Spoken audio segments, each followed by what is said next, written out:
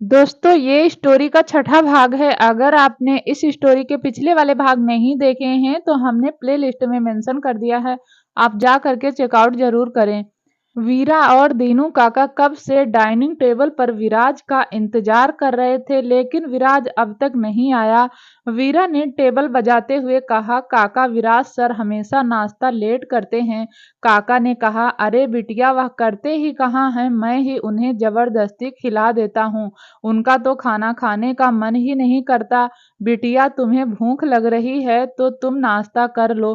वीरा को भूख तो लग रही थी, फिर भी उसने काका को मना करते हुए कहा, नहीं काका सर आज आएंगे तभी खाऊंगी।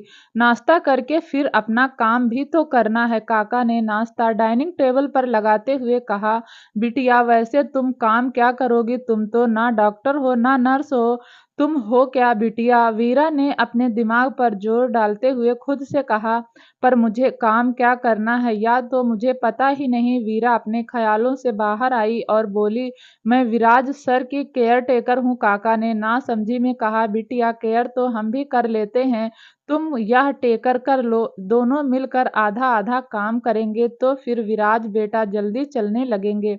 हम उन्हें एक बार चलते हुए देखना चाहते हैं। यह सुनते ही वीरा जोर जोर से हंसने लगी।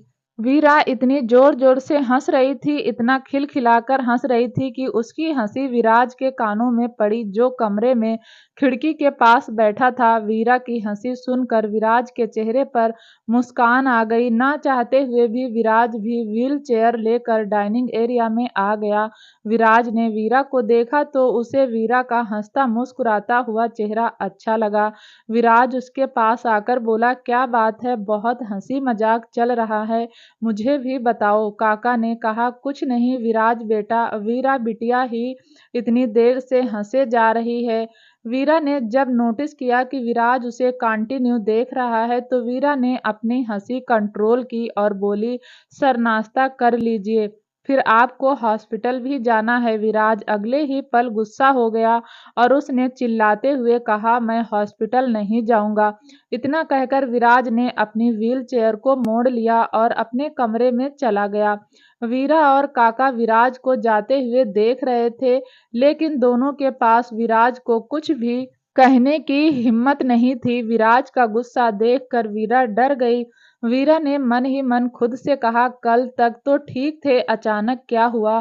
पल में तोला पल में मासा। वीरा ने दीनू काका की तरफ देखकर कहा, दीनू काका इन्हें क्या हुआ है या हॉस्पिटल क्यों नहीं जाना चाहते। अगर हॉस्पिटल नहीं जाएंगे तो इनका इलाज कैसे होगा। काका ने उदास मन से कहा, क्या बताएं बिटिया, एक बार नहीं कई बार हॉस्पिटल गए, लेकिन हर बार निराशा ही हाथ लगी। सब कहते हैं कि विराज बेटा के पैर कभी ठीक नहीं होंगे, इसलिए विराज बेटा हॉस्पिटल जाना ही नहीं चाहते।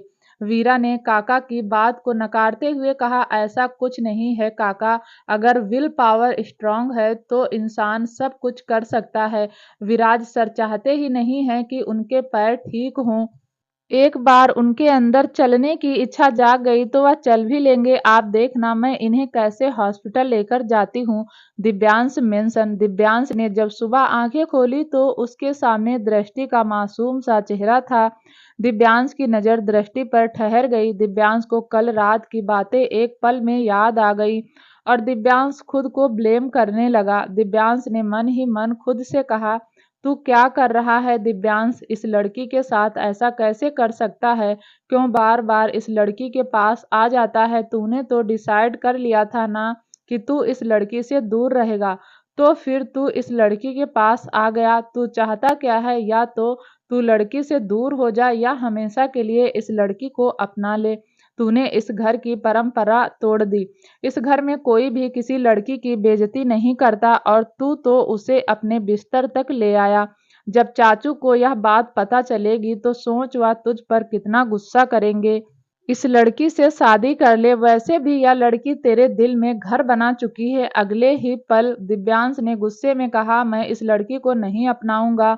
यह शौर्य की बहन है, उस शौर्य की जिसकी वजह से मेरी रिया दूर हो गई, जिसकी वजह से मैं अपने माँ बाप को खो चुका हूँ, जिसकी वजह से विराज अपाहिज हो गया, जिसकी वजह से चाचा चाची इस दुनिया में नहीं रहे। विराज गुस्से से उठा और अपने कपड़े लेकर वहां से चला गया। दृष्टि अभी गहरी नींद में सो रही थी। दिव्यांश दूसरे कमरे के वॉशरूम में जाकर शावर के नीचे खड़ा हो गया। शावर का ठंडा ठंडा पानी दिव्यांश की बॉडी पर गिर रहा था, लेकिन दिव्यांश की गर्मी कम नहीं हो रही थी। दिव्यांश का मन लगातार दिव्यांश को कोस रहा था, उससे लड़ रहा था। दिव्यांश की बेचैनी बढ़ती जा रही थी।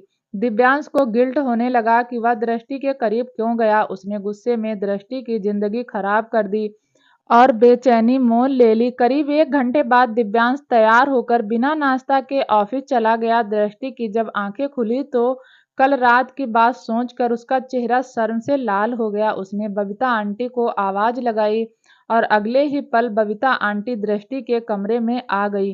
कल रात जो कुछ हुआ उसने बबीता आंटी को बता दिया। बबीता आंटी यह सब सुनकर बहुत खुश थी। बबीता आंटी तो दिव्यांश और दृष्टि की शादी के सपने भी देखने लगी थी।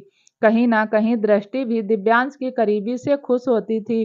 सिवाय मेंशन, सिवाय अपने कमरे में चेयर पर बैठा था और आर्या सिवाय का कमरा साफ कर रही थी। सिवाय का ध्यान लैपटॉप में कम और आर्या पर ज्यादा था। सिवाय को खुद नहीं पता था कि वह आर्या को इतना क्यों निहार रहा है। सिवाय मन में ही सोचता है, सॉरी को क्यों लेकर जा रहा है, इसे ही ऑफिस ले जा, सामने बैठा ले, दिन भर बातें करता रहना और ताकता रहना, काम धाम तो तुझे है नहीं। मुझे तो समझ नहीं आता इस लड़की में ऐसा क्या है कि तेरी आंखें इसी लड़की पर टिक जाती हैं।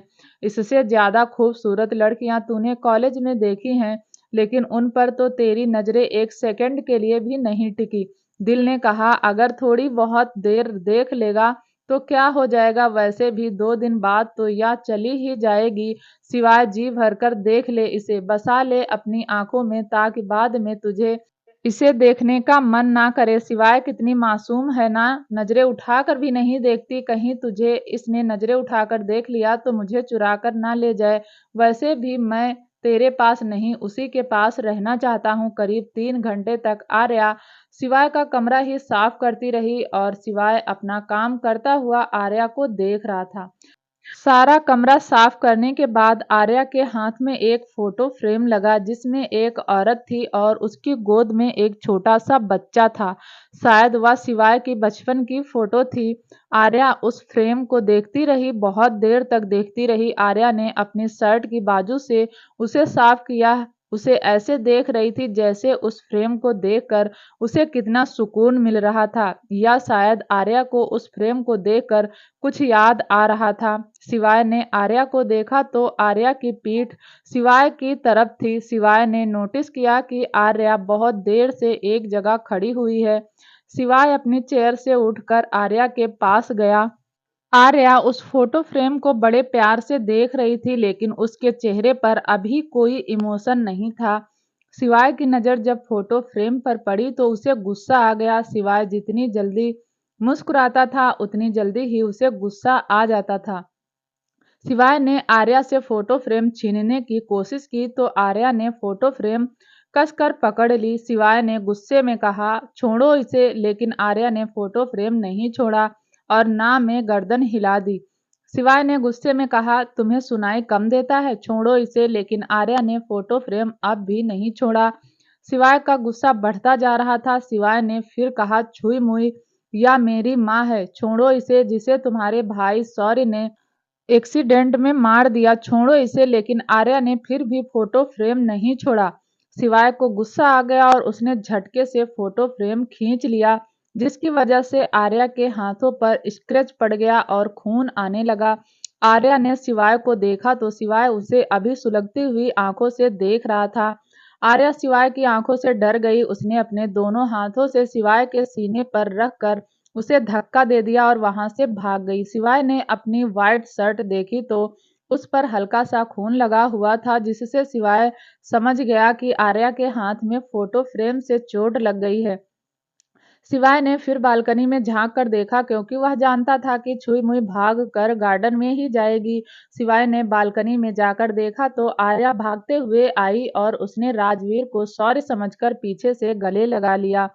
पुश्तैनी हवेली, रघुवंशी फैमिली की एक पुश्तैनी हवेली भी थी जहां कोई जाना पसंद नहीं करता था, क्योंकि वह गांव के अंदर थी, लेकिन हर्षवर्धन जो कि घर का सबसे बड़ा था, उसे हर चीज का ध्यान रखना पड़ता था। हर्षवर्धन रघुवंशी ही पुश्तैनी हवेली में 2 महीने में चक्कर लगाता रहता था। हर्षवर्धन रघुवंशी उम्र 30 साल, हाइट 6 फुट 1 इंच, चेहरे पर समझदारी दूर से ही दिखती थी, रंग गेहुआ हैंडसम, सिवाय दिव्यांश विराज जितना ही था। रिश्ते में इनका चाचू लगता था, लेकिन तीनों भतीजे हर्षवर्धन को चाचू कम बड़ा भाई ज्यादा मानते थे। तीनों भाई हर्षवर्धन से जितना डरते थे उससे ज्यादा प्यार करते थे। अगर हर्षवर्धन ने कोई डिसीजन ले लिया तो तीनों को मानना पड़ता था, चाहे उनकी मर्जी हो या नहीं। सबसे प्यार से बात करना हर्षवर्धन रघुवंशी की खूबी थी।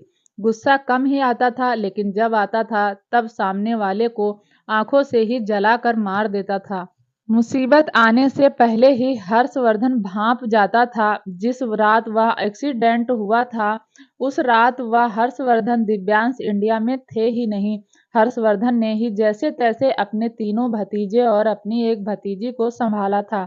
हर्षवर्धन ने उस वक्त बहुत समझदारी से काम लिया था, खुद को भी संभाला और पूरे परिवार को भी। हर्षवर्धन पुश्तैनी हवेली के स्टडी रूम में बैठकर लैपटॉप पर काम कर रहा था, तभी उसके पास एक 3 साल की छोटी सी लड़की आकर बोली, डैडी, पीहू को निन्नी आई है। हर्षवर्धन ने मुस्कुराकर पीहू को गोद में उठा लिया और बोला, तो ठीक है, मेरी पीहू डैडी की गोद में सो जाएगी। हर्षवर्धन ने पीहू को गोद में लिया, उसे थपकियां देना शुरू कर दिया। करीब 10 मिनट बाद ही हर्षवर्धन की गोद में सो गई।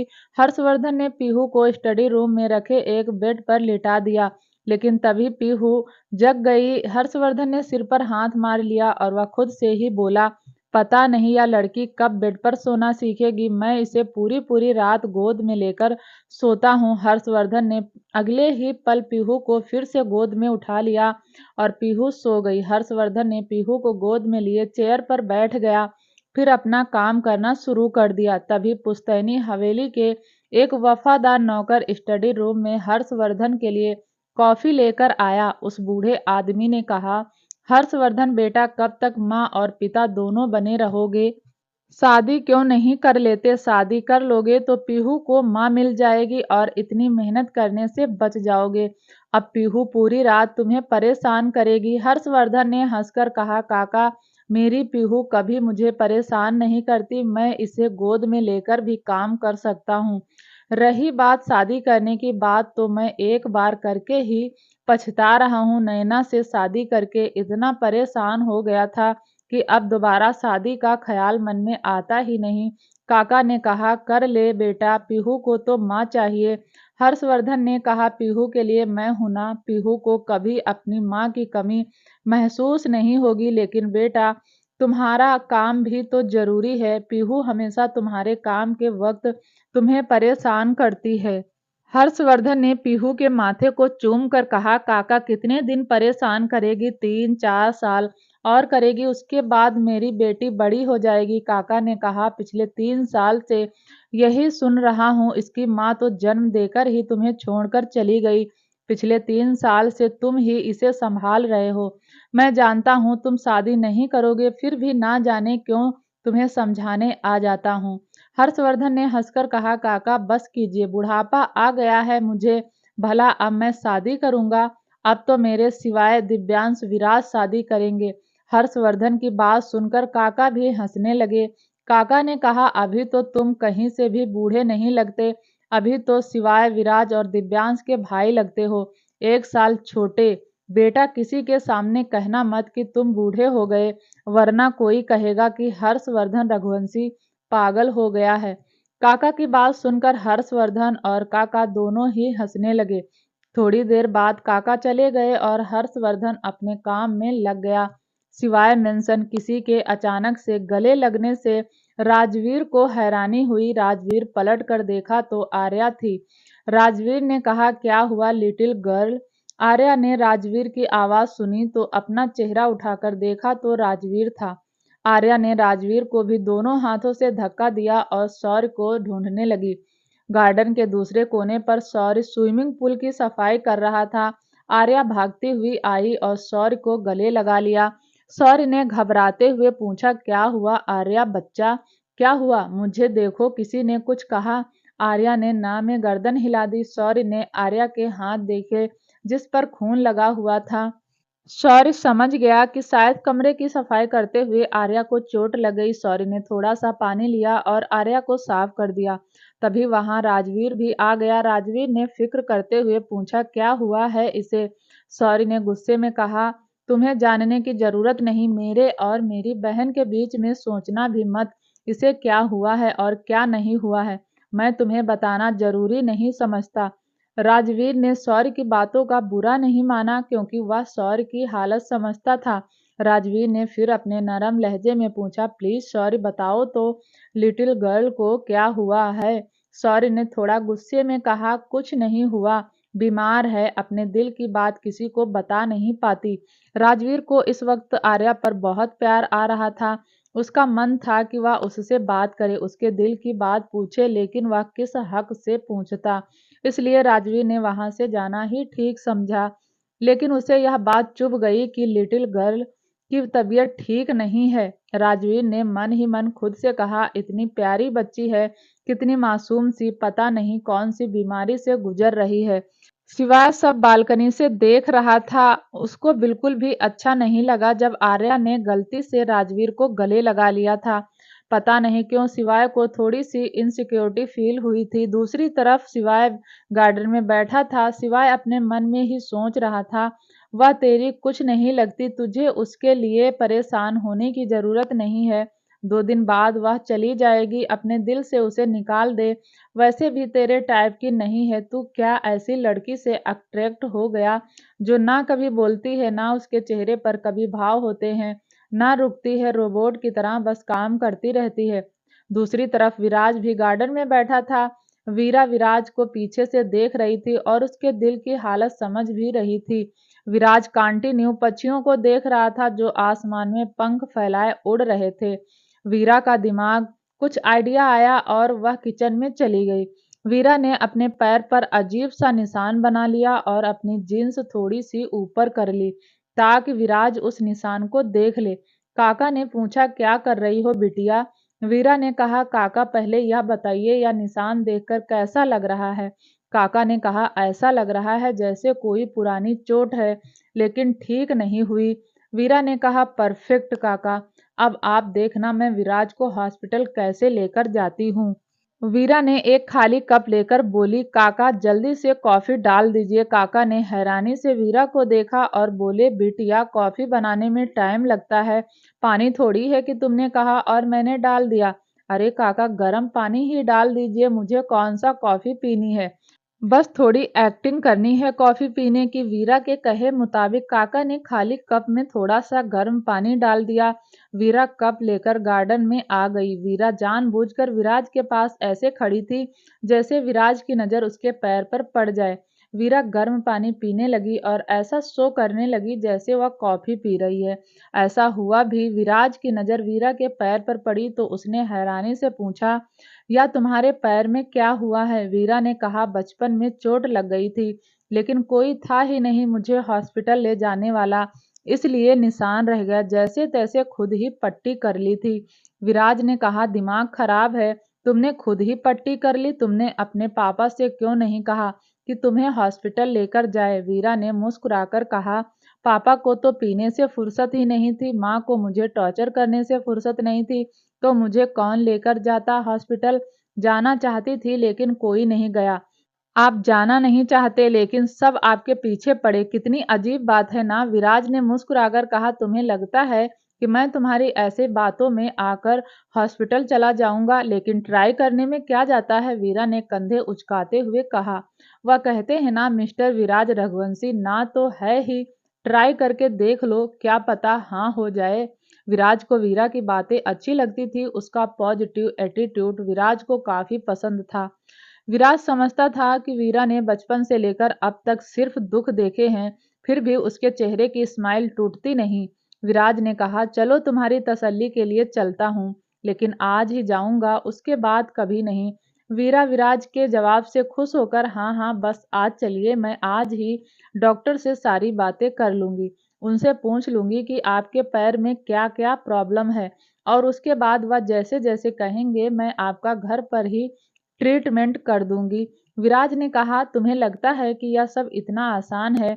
वीरा पंजों के बल विराज के पास बैठ गई और उसके पैरों पर हाथ लगाकर बोली, इतना मुश्किल भी नहीं है विराज सर, एक बार मुझे भी मौका दे दीजिए। अगर मैंने आपको आपके पैरों पर खड़ा नहीं कर दिया तो जिंदगी में कभी आपको अपनी शक्ल नहीं दिखाऊंगी। विराज ने पूछा, वीरा तुम यह सब क्यों कर रही हो? तुम्हें यह सब करने से क्या फायदा होगा? वीरा ने कहा, सच बताऊं, मैं बार में वेटर का जॉब नहीं करना चाहती, लेकिन अगर आप मेरी वजह से अपने पैरों पर चलेंगे तो सिवाय सर मेरी हर जरूरत पूरी करेंगे। फिर पढ़ाई भी मैं पूरी कर सकती हूँ, अपने भाई को पढ़ा भी सकती हूँ, अपने पैरों पर खड़ी हो सकती हूँ, एक अच्छी जिंदगी जी सकती हूँ। लेकिन यह सब तभी होगा जब आप अपने पैरों पर खड़े होंगे। इसलिए मैं कोई कसर नहीं छोड़ूंगी। आपको आपके पैरों पर खड़े करने के लिए मुझसे जो बन पड़ेगा मैं करूंगी। आप मुझ पर गुस्सा करोगे, मैं सह लूंगी। आप मुझ पर हंसोगे, मैं वो भी सह लूंगी, पर जब तक आपको आपके पैरों पर खड़ा नहीं कर दूंगी, पीछे नहीं हटूंगी। और मेरा दिल कहता है कि जब हम किसी काम को मन लगाकर करने लगते हैं तो भगवान भी हमारा साथ देता है।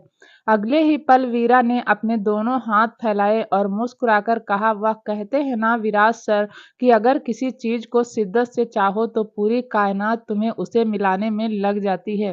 वीरा को ऐसे देखकर विराज के चेहरे पर एक मुस्कान आ गई और विराज ने हंसते हुए कहा, अच्छा, अपनी नौटंकी बंद करो, चलो हॉस्पिटल चलते हैं, दे देता हूँ तुम्हें एक मौका। दीनू काका वीरा और विराज को देख रहे थे। दीनू काका ने मन ही मन कहा, इस बिटिया में कुछ तो है। विराज बेटा ना चाहते हुए इस लड़की की बात मान लेते हैं।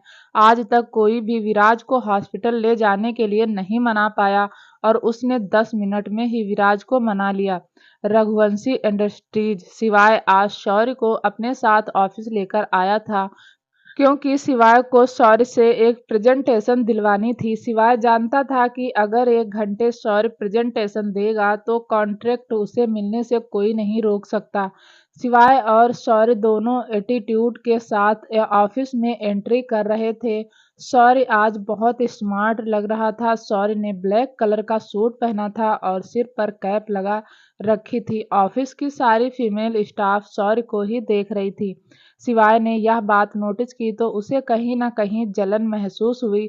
शौर्य ने एक फीमेल स्टाफ को स्माइल पास की और मन ही मन खुद से कहा, सिवाय की तो सुलग गई होगी। सिवाय अंदर ही अंदर जल तो रहा हुई होगा, फिर भी उसने खुद को समझाते हुए कहा, शौर्य को लग रहा होगा कि मेरी सुलग गई, लेकिन सुलगी नहीं है। सिवाय कॉन्फ्रेंस रूम में बैठा हुआ था। सिवाय ने शौर्य को देखकर फिर कहा, गंजे, मुझे यह कॉन्ट्रैक्ट किसी भी हालत में चाहिए। यह कॉन्ट्रैक्ट दिलाना तेरे हाथ में है। अगर तू मुझे कॉन्ट्रैक्ट दिला देता है तो मैं प्रॉमिस करता हूँ तुझे और तेरी बहन को छोड़ दूंगा, वरना तू जानता है अगर मैं अपने पर आ गया तो क्या करूंगा। क्या करेगा? दूसरे की मजबूरी का फायदा ही तो उठाता है तू। मेरी मजबूरी का फायदा उठाकर ही तो मुझे यहाँ लेकर आया है, वरना तू अच्छे से जानता है मैं तेरी हेल्प कभी नहीं करता। और रही बात तुझे कॉन्ट्रैक्ट दिलाने की, तो मैं तुम्हें पूरी कोशिश करूंगा कि वह कॉन्ट्रैक्ट तुझे मिल जाए, ताकि तेरे गंदे इरादों से मैं अपनी बहन को दूर ले जा सकूं। शौर्य ने सिवाय को जवाब देते हुए कहा। सिवाय ने कहा, तेरा लेक्चर सुनने के लिए तुझे यहाँ लेकर नहीं आया हूँ, प्रेजेंटेशन की तैयारी कर ले। धीरे धीरे कॉन्फ्रेंस रूम में कंपनी के इन्वेस्टिगेशन वाले आ गए थे। उनमें से एक लेडीज जिसकी उम्र करीब 30 से 32 साल होगी, वह आई थी। उस लेडीज का नाम डेजी था। डेजी जब से कॉन्फ्रेंस रूम में आई थी तब से लगातार शौर्य को ही घूर रही थी। सिवाय ने जब नोटिस किया, उसके अपोजिट शौर्य सिवाय को जलाने के लिए डेजी को देखकर मुस्कुरा रहा था। सिवाय ने शौर्य को देखा तो मन ही मन खुद से कहा, मुस्कुरा ले बेटा, तू जानता नहीं है यह औरत कैसी है। ऐसा फंसेगा तू भी क्या याद रखेगा। लोग पैर पर कुल्हाड़ी मारते हैं, तूने कुल्हाड़ी सर पर मार ली। करीब आधे घंटे बाद प्रेजेंटेशन शुरू हो गई। सौर्य ने अपना 100% लगाकर प्रेजेंटेशन देने लगा। सौर्य फुल कॉन्फिडेंस के साथ अपना प्रेजेंटेशन दे रहा था। सामने बैठे हुए क्लाइंट सौर्य से काफी इम्प्रेस थे। सिवाय का ध्यान प्रेजेंटेशन में नहीं था, सिवाय सौर्य के कॉन्फिडेंस को देखकर खुश भी था और कहीं न कहीं उसे सौर्य से जलन भी हो रही थी। सिवाय के दिल ने कहा, क्या कर रहा है सिवाय, एक तो वह तेरा ही काम आसान कर रहा है, ऊपर से तू उससे जल रहा है। क्यों जल रहा है? माफ कर दे इसे।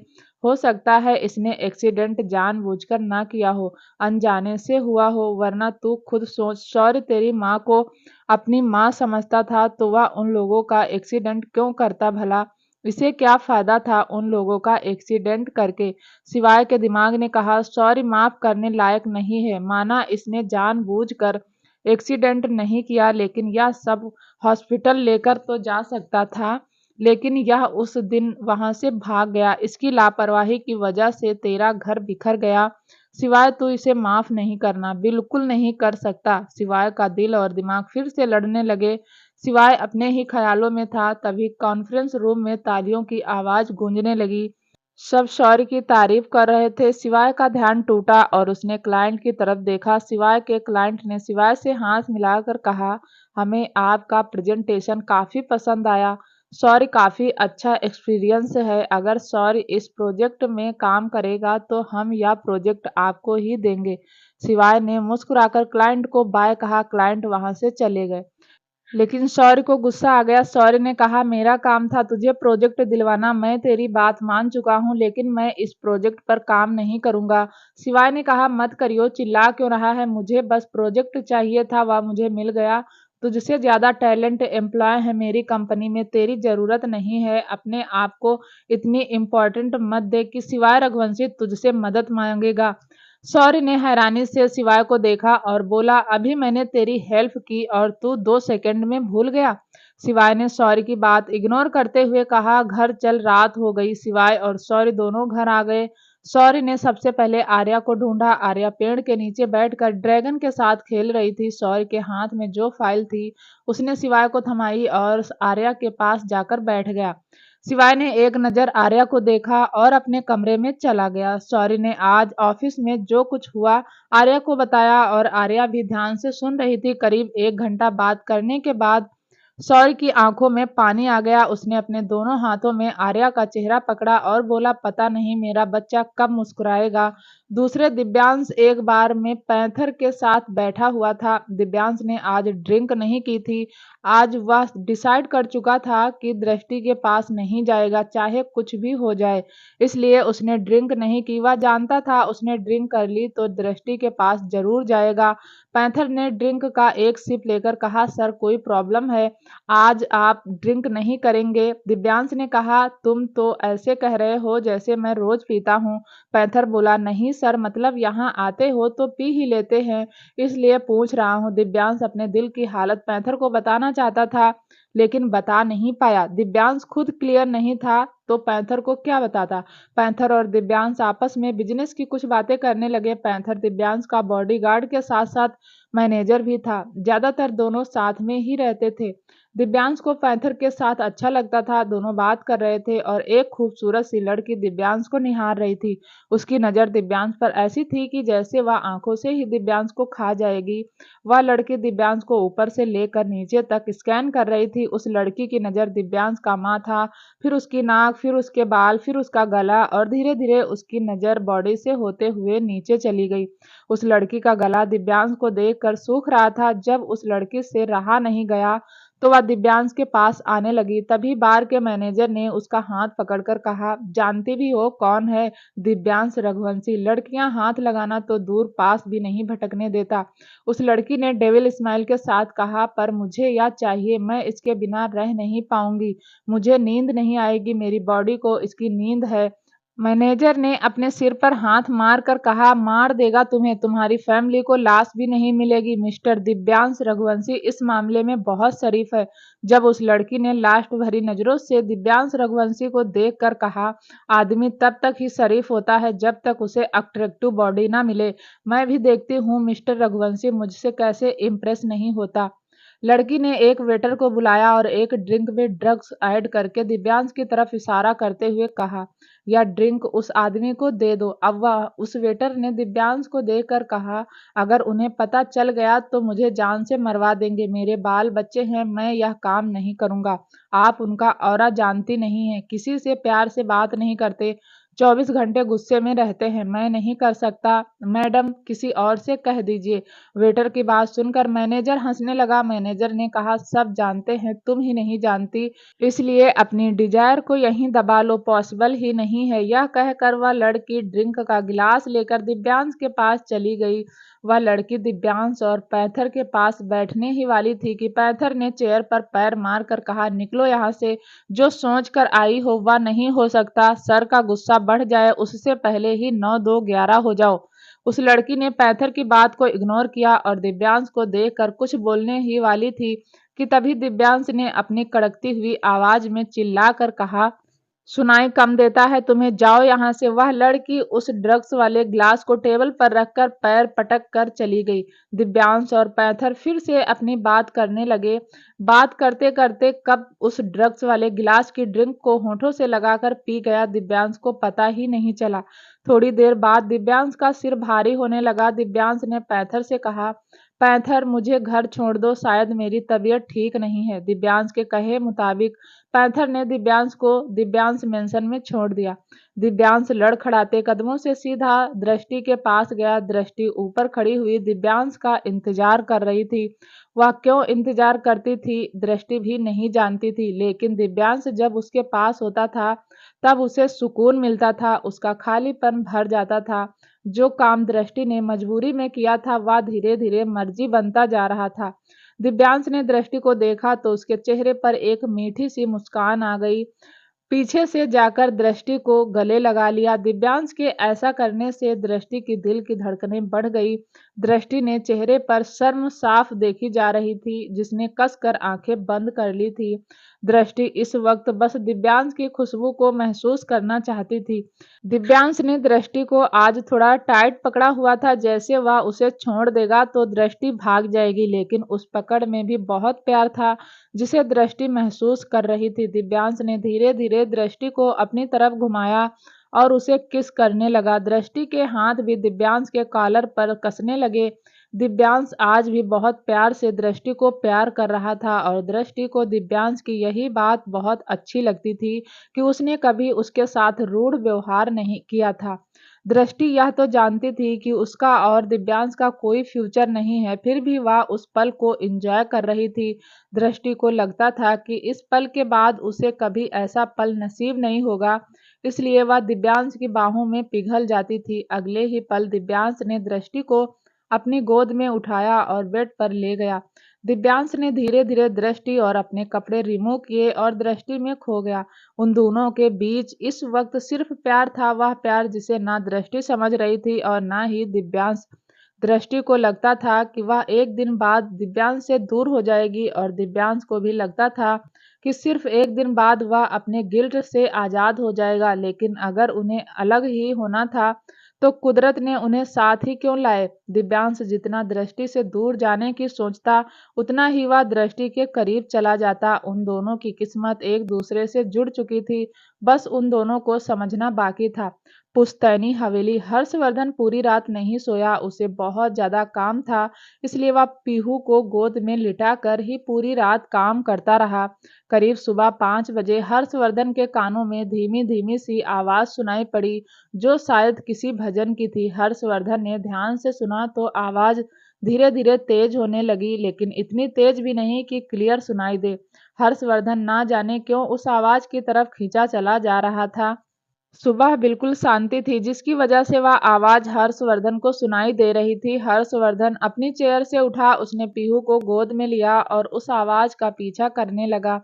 हर्षवर्धन आवाज के पीछे पीछे कब हवेली से बाहर आ गया उसे भी पता ही नहीं चला। हर्षवर्धन आवाज का पीछा करता करता एक बहुत बड़े घर में चला गया, जो पुश्तैनी हवेली के सामने ही बना हुआ था। धीरे धीरे हर्षवर्धन को आवाज क्लियर सुनाई देने लगी। हर्षवर्धन ने काफी दिनों बाद कोई भजन सुना था। ना चाहते हुए भी हर्षवर्धन के चेहरे पर एक हल्की सी मुस्कान आ गई। हर्षवर्धन उस मीठी सी आवाज में घूम रहा था। हर्षवर्धन धीरे धीरे उस बड़े से घर के आंगन में चला गया, जहां एक कोने में एक मंदिर बना हुआ था और एक लड़की जिसने व्हाइट कलर के कपड़े पहने थे, उस लड़की ने एक सूट पहना था और दुपट्टा सिर पर लिया हुआ था। दिखने में वह लड़की 22-23 साल की ही होगी। वह लड़की मंदिर को साफ करती हुई गा रही थी। हर्षवर्धन तो उसकी आवाज में खो गया। हर्षवर्धन भी देर तक उस लड़की को देखता रहा, लेकिन हर्षवर्धन को उसकी पीठ ही दिखाई दे रही थी। वह लड़की बेसुध भजन गाते हुए मंदिर की सफाई कर रही थी। करीब 10 मिनट तक हर्षवर्धन भजन सुनता रहा। पीहू अब भी हर्षवर्धन की गोद में ही सो रही थी। उस लड़की ने मंदिर साफ किया, प्रतिमा के सामने हाथ जोड़े और जैसे ही पलटी, हर्षवर्धन से टकरा गई। सिवाय मेंशन रोज की तरह सिवाय बालकनी में कॉफी लेकर खड़ा था। उसकी नजर शौर्य और आर्या पर ही थी। सौर्य पेड़ से टेक लगाकर बैठा बैठा सो रहा था और आर्या उसकी थाई पर सिर रखकर सो रही थी। सिवाय ने शौर्य को देखकर मन ही मन कहा, आज यह पुशअप नहीं करेगा। दिव्यांश की आंख खुली तो उसने फिर से दृष्टि को देखा। दिव्यांश के चेहरे पर एक मुस्कान आ गई, लेकिन अगले ही पल उसे खुद पर गुस्सा आने लगा। दिव्यांश ने मन में कहा, मैं जब भी इस लड़की से दूर जाना चाहता हूँ, उसके करीब क्यों आ जाता हूँ? क्या हो जाता है मुझे? अचानक दिव्यांश को याद आया कि उसने कल रात ड्रिंक नहीं की थी, लेकिन जो गिलास वह लड़की देकर गई थी, उसने गलती से उसको पी लिया था। दिव्यांश को समझ आ गया कि उसने कुछ मिला दिया था। तभी वह अपने होश में नहीं था और दृष्टि के पास आ गया। दिव्यांश जल्दी से उठा और दृष्टि के कमरे से निकल गया। दिव्यांश सीधा जिम में गया। दिव्यांश ने बॉक्सिंग ग्लव्स पहने हुए थे। दिव्यांश लगातार पंचिंग बैग को हिट कर रहा था। दिव्यांश इस वक्त बिना सांस लिए पंचिंग कर रहा था। दिव्यांश के शरीर से पसीना लगातार बह रहा था, लेकिन फिर भी दिव्यांश रुक नहीं रहा था। दिव्यांश लगातार पंचिंग बैग को मारे जा रहा था। दिव्यांश अपना गुस्सा उस पंचिंग बैग पर निकाल रहा था। दिव्यांश एक टाइम में बॉक्सिंग चैंपियन रह चुका था। करीब 2 घंटा प्रैक्टिस करने के बाद दिव्यांश घुटनों के बल आ गया और चिल्लाकर बोला, क्या कर रहा हूँ मैं? उसके साथ क्यों कर रहा हूँ? मैं उसके साथ ऐसा कैसे कर सकता हूँ? वह करीब आती है तो मुझे क्या हो जाता है? मैं खुद पर कंट्रोल क्यों नहीं कर पाता? दिव्यांश ने खुद को जैसे तैसे कंट्रोल किया और फिर रेडी होकर बिना नाश्ता के ऑफिस चला गया। दूसरी तरफ वीरा और विराज आज दोनों हॉस्पिटल आ चुके थे। विराज का मन बिल्कुल भी हॉस्पिटल आने का नहीं था, लेकिन वीरा ने इतनी रिक्वेस्ट करने पर विराज हॉस्पिटल आ गया था। डॉक्टर ने विराज के सारे टेस्ट कर दिए थे। वीरा डॉक्टर से बात करने के लिए काफी एक्साइटेड थी। वीरा और विराज डॉक्टर के केबिन में वेट कर रहे थे। करीब 10 मिनट बाद एक 60 साल का डॉक्टर केबिन में आ गया। डॉक्टर के हाथ में विराज की सारी रिपोर्ट थी। डॉक्टर ने चेयर पर बैठते हुए रिपोर्ट टेबल पर रखी और जैसे ही बोलने के लिए मुंह खोला, वीरा ने उसे चुप रहने का इशारा किया। डॉक्टर वीरा की इस हरकत को देखकर थोड़ा हैरान हो गया, लेकिन फिर भी उसने वीरा की बात मान ली। वीरा डॉक्टर सर को इशारों में कुछ कुछ कहना चाहती थी, लेकिन डॉक्टर वीरा के इशारे समझ नहीं रहा था। डॉक्टर जब समझ नहीं आया तो फिर से चेयर से उठकर बोला, मिस्टर विराज रघुवंशी, मैं शायद एक रिपोर्ट भूल गया, मैं अभी उसे लेकर आता हूँ। डॉक्टर केबिन से बाहर चला गया। करीब 5 मिनट तक डॉक्टर केबिन में नहीं आया तो वीरा ने कहा, सर मैं डॉक्टर को देखकर आती हूँ, ऐसे तो हम लेट हो जाएंगे, हमारे पास इतना टाइम थोड़ी ना है कि हम पूरा दिन डॉक्टर का वेट करते रहे। यह कहकर वीरा बिना विराज का जवाब सुने केबिन से बाहर चली गई। केबिन के बाहर डॉक्टर खड़ा था। डॉक्टर ने पूछा, वीरा तुमने मुझे चुप रहने का इशारा क्यों किया? वीरा ने कहा, क्योंकि पहले मैं जानना चाहती हूँ विराज सर को प्रॉब्लम क्या है, उनकी रिपोर्ट में क्या आया है? डॉक्टर ने कहा, वह चल नहीं सकते, वह कभी नहीं चल पाएंगे। उनकी रिपोर्ट में साफ साफ लिखा है कि उनके दोनों पैर सुन्न हो गए हैं। उनके पैरों पर कुछ महसूस नहीं होता, और जब कुछ महसूस नहीं होता तो वह कैसे चल सकते हैं? वीरा ने उदास होकर पूछा, डॉक्टर क्या इस बीमारी का इलाज नहीं है? क्या सच में सर कभी ठीक होकर चल नहीं पाएंगे? कोई तो सल्यूशन होगा। डॉक्टर ने कहा, बेटा एक सल्यूशन है, इच्छा शक्ति। अगर विराज यह बात मान ले कि वह ठीक हो सकता है तो वह चल सकता है। अगर विराज कोशिश करे तो वह ठीक हो सकता है, लेकिन वह कोशिश ही नहीं करता। वह मान चुका है कि वह कभी ठीक नहीं होगा। वह अपनी उम्मीद को मार चुका है। अगर यह उम्मीद दोबारा जाग जाए तो फिर से विराज के ठीक होने के चांस है, वरना उस पर दवाइयां असर नहीं करेंगी। लेकिन वह अपनी इच्छा शक्ति के चलते खुद को मजबूत कर ले तो दवाइयां उस पर असर करेंगी। वीरा ने कुछ सोचकर डॉक्टर को कुछ समझा दिया। वीरा ने कहा, सर मैं अंदर जा रही हूँ। जैसा मैंने आपसे कहा आप वैसा ही विराज सर के सामने बोलना।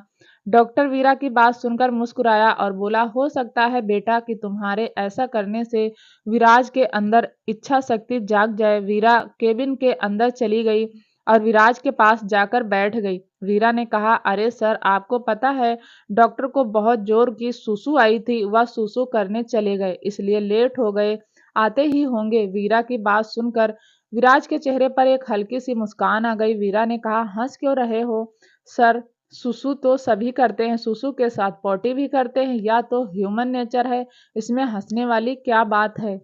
जब विराज की हंसी और तेज हो गई, विराज ने पहली बार इतनी अटपटी सी बात सुनी थी। थोड़ी देर में डॉक्टर केबिन में वापस आ गया, फिर विराज की तरफ देखकर बोला, मिस्टर रघुवंशी आप ऐसे ही हंसते रहिए, आपकी रिपोर्ट काफी हद तक ठीक है। अगर आप ऐसे ही हंसते मुस्कुराते रहेंगे तो आप ठीक हो सकते हैं। 20% चांसेस हैं आपके ठीक होने के। यह सुनते ही विराज की आंखें बड़ी हो गई। विराज ने हैरानी से पूछा, क्या कह रहे हैं डॉक्टर? 6 महीने पहले आया था तो आप ही ने कहा था कि मैं चल नहीं सकता, अब आप कह रहे हैं कि 20% चांस है। आप मेरे साथ मजाक कर रहे हैं?